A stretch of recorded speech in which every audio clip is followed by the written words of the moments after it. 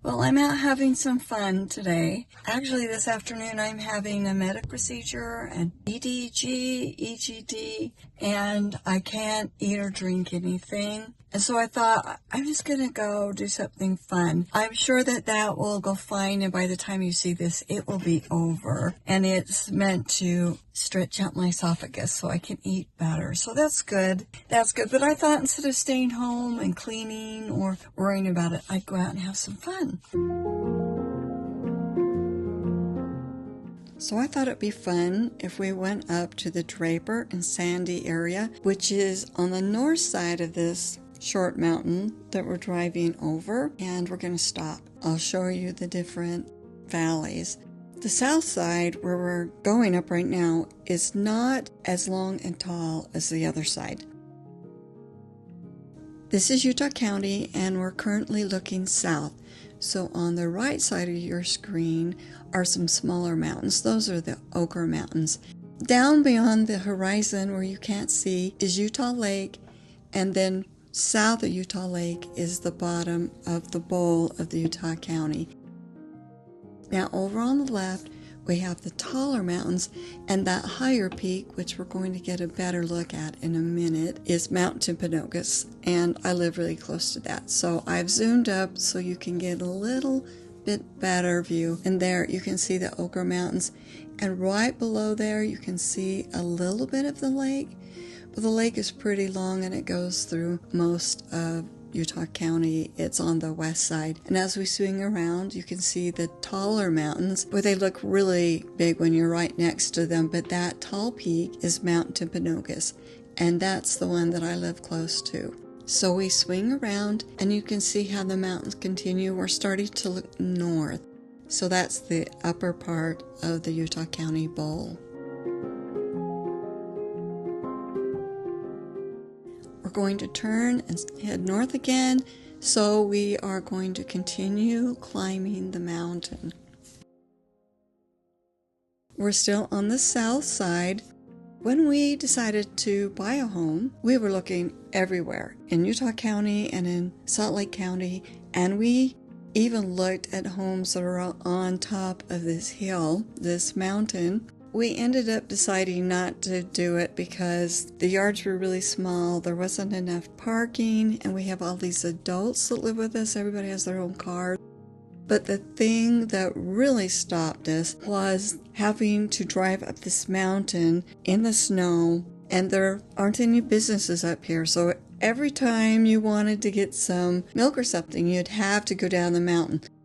So now we're headed down the north side, and you will be able to see how steep this is. And so if you have a car without downshifting, you see it's warning truckers how steep it is.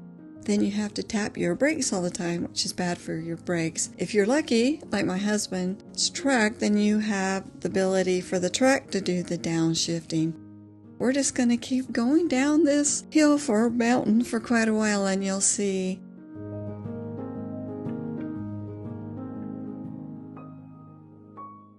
Now I'm going to pull over so that you can see a pretty good view of the Salt Lake Valley, although you won't be able to see all of it from this point. But when you think there's a lot more to it, you're going to be kind of amazed at how big it is. But this was just a short walk up here. The mountains on the right that don't look as big from this viewpoint are the Rocky Mountains. We're looking at the Wasatch Front right now. So when you're down the valley, they seem a lot taller, but you see that spot between the mountains? That's where the valley keeps going. You can't even see the Great Salt Lake from this view, and it is just huge. And the Salt Lake Valley goes far beyond that, way north. So the Salt Lake Valley really is large. So we're going to continue our descent down this hill.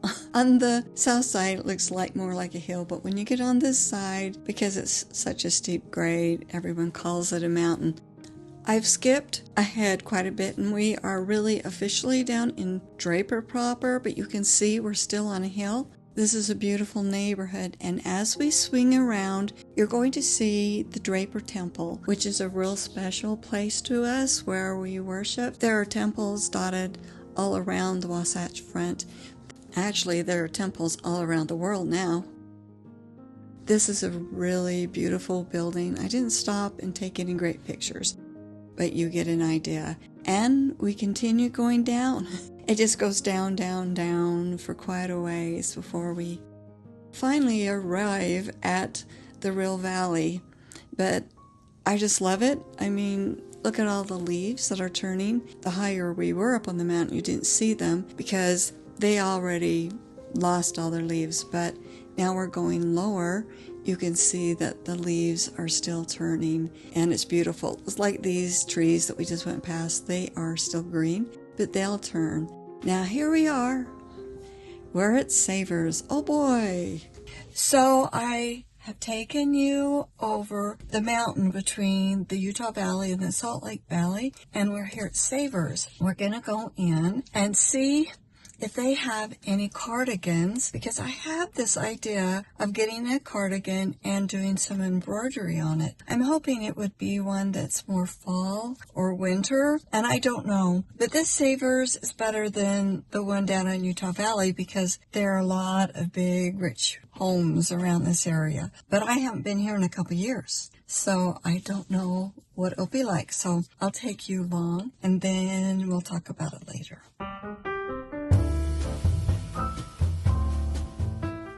I was pretty shocked when I was walking around the Savers. They had almost no stock. And the stock they had looked really picked over, worn out, like the sweaters were just in terrible shape. I do what I always do. I kind of scanned around the store. And look how empty the shelves were. I don't know what the deal is with it. I just didn't hardly see anything. I kind of smiled at this Hobby Lobby plate. Was a big thing in the 70s. Then I saw this Christmas plate, and I have a place in my living room where I could have used that, but then it was $10, and I just didn't feel like it was worth that to me. And there was an area on the plate that I wasn't crazy about, so I decided no, I wouldn't get that. Then I saw these little deer, and I think if they were brown or a more natural color other than gray, I might have picked those up. Well, that was a complete waste of time. Complete. Although, I will say driving over the mountain was very pleasant, and that wasn't a waste of time. But that Savers has changed in 2 years. The quality of the stock has just dropped.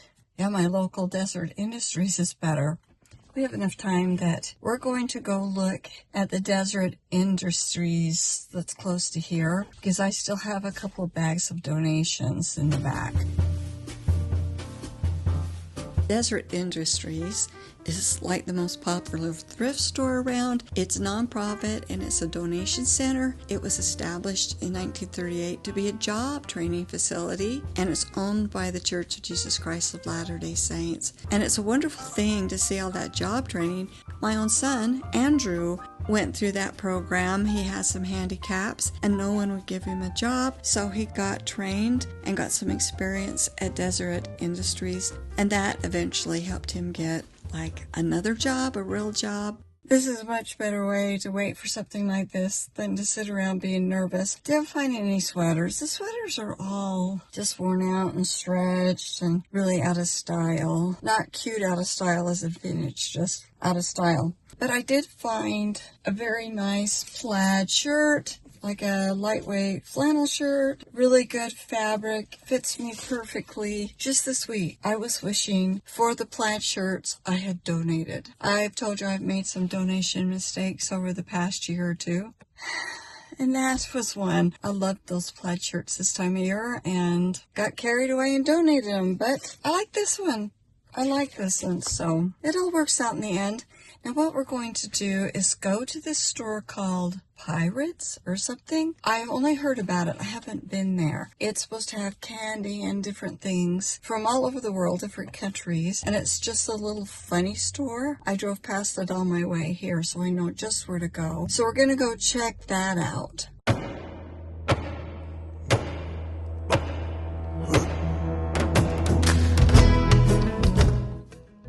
I knew I was in for an experience when I saw the sign, "Enter if you dare." And then it says, where food memories begin. And it's just such a funny place. Look at the Halloween decorations. Oh boy, that's big. I cannot imagine having that on my porch.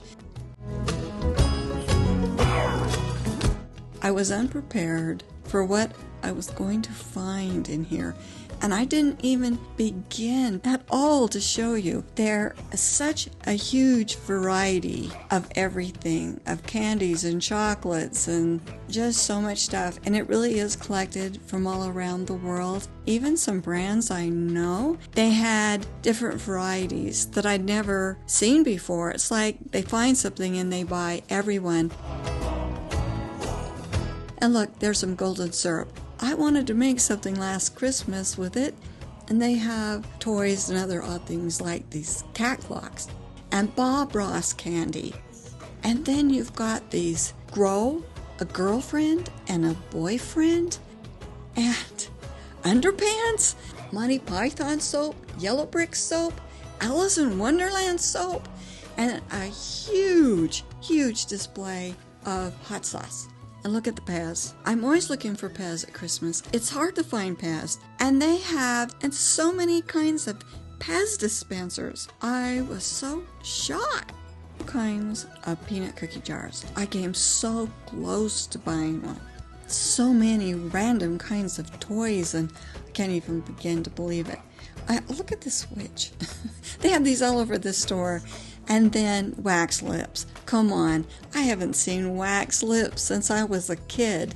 And then when you get over on the food side, they have all these random weird things and vegetables and pickles, and I can't even begin to express. Look, they've got the mother load of Torani syrups. I think they've got every flavor Torani makes, and cookies, and just so much stuff.